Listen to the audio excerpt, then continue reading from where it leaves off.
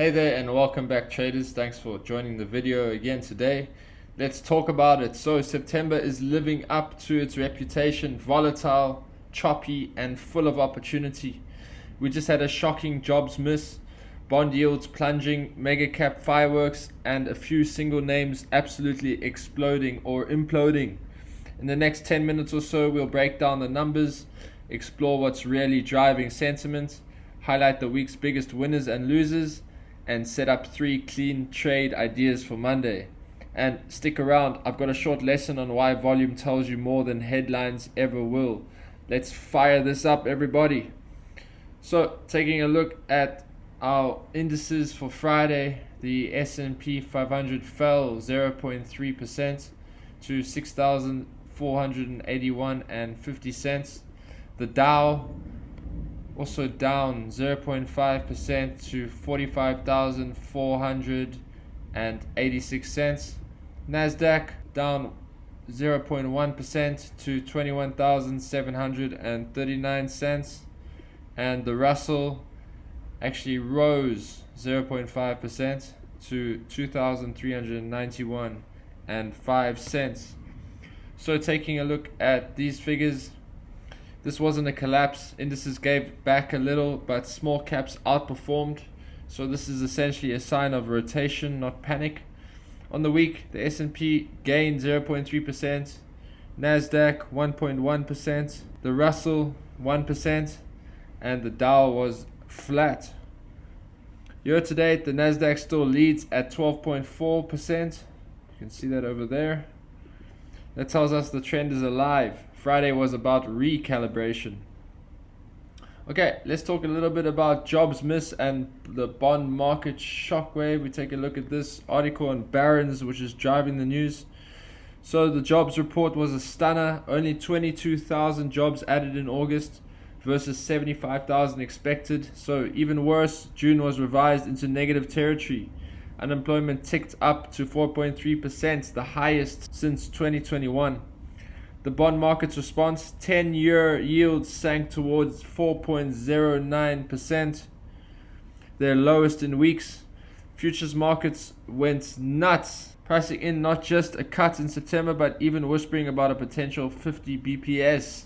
That's why equities didn't crash. Weak jobs equals higher odds of easier money. Traders aren't running, they're repricing. And when yields dive this fast, growth stocks suddenly look a lot more attractive again. So there's been some shakeouts in the sector. Here's our key takeaways. Lululemon shares dropped and Broadcom topped quarterly estimates. So talking about Broadcom, up 9% on AI driven 60% revenue growth, plus custom chip partnership with OpenAI. Clear confirmation that AI spending is sticky. Then also Tesla, up 3.7% on news of a $1 trillion performance-based CEO package. Love it or hate it, the headline woke up the stock. So the big losers were Lululemon, down 19%, almost 19% on weak guidance and tariff fears. That's a full-blown re-rating. Another one was Kenvue, ticker symbol KVUE, down 9% on Tylenol safety warnings. Defensive stocks aren't bulletproof. Last one, AMD, Advanced Micro Devices, lost 6.6% after a downgrade on cooling AI chip demand. Perfect example of how even good stories can get repriced if expectations get too stretched. So for the banks, most financials lost 5 to 6% as rate cut hopes hit net interest margins. Their collateral damage in the bond move. Alright, a little bit about market breadth and structure. Here's what I loved. Breadth improved on the New York Stock Exchange. New highs crushed new lows. 508 to 64. On Nasdaq, advances outpaced decliners by about 1.4 to 1. So yes, headline indices looked soft, but under the hood, participation expanded. That's bullish under the surface. Also remember, Thursday gave us a fresh all-time high on the S&P at 6,502. Friday's pullback just kissed the breakout zone. As long as that holds, the technical picture is fine. Alright, everyone, we're going to take a look at 3 trade setups for Monday.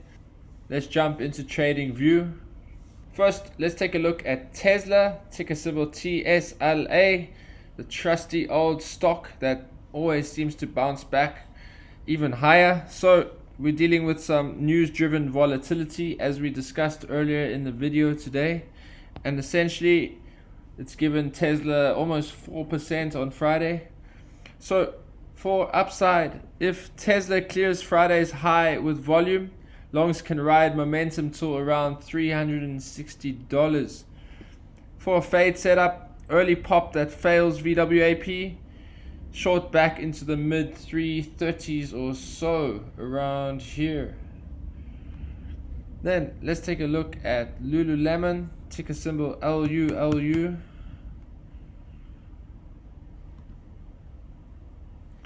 So with Lululemon, we're looking at a value reset or a falling knife.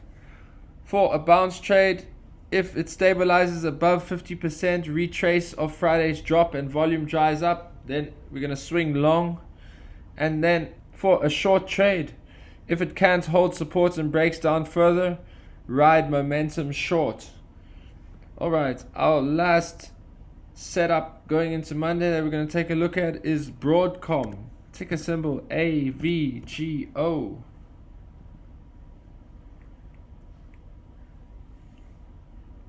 So for AVGO, we're looking at an earnings breakout.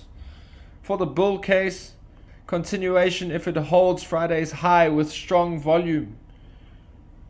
Target a measured move equal to the earnings candle. And then a bear case, failure to hold Friday's breakout zone, short the retrace to support. So those are our 3 trade setups to look at going into Monday. Alright, our lesson of the day. I'm talking about volume over headlines. Headlines tell the story, but volume tells the truth. And Friday gave us 2 examples. So the first was Broadcom. So the AI story is old news, but the volume surge on earnings confirmed it's real. That's why the move held. Secondly, Lululemon. Everyone read the bad guidance, but what mattered was 19% down on monster volume. That tells you institutions were unloading, not just retail panicking. So here's the lesson. When in doubt, ignore the spin and look at the tape. If volume confirms, trust the move. If volume's weak, it's probably noise. Alright traders, so our key takeaways today. Firstly, the jobs miss shook bonds, but stocks bent, not broke. Secondly, yields collapsed, rate cut odds ballooned. Third, breadth improved under the hood, markets are still healthy. Then we've got AVGO, LULU and TSLA are your clean setups going into Monday. And our lesson was volume over headlines. So in closing today, September's first full week gave us volatility and opportunity. Friday's jobs report reset the narrative, but the market's heartbeat is still strong. Monday, trade the confirmation, manage risk tight, and let volume guide you. Stay sharp, stay disciplined. I'll see you at the bell.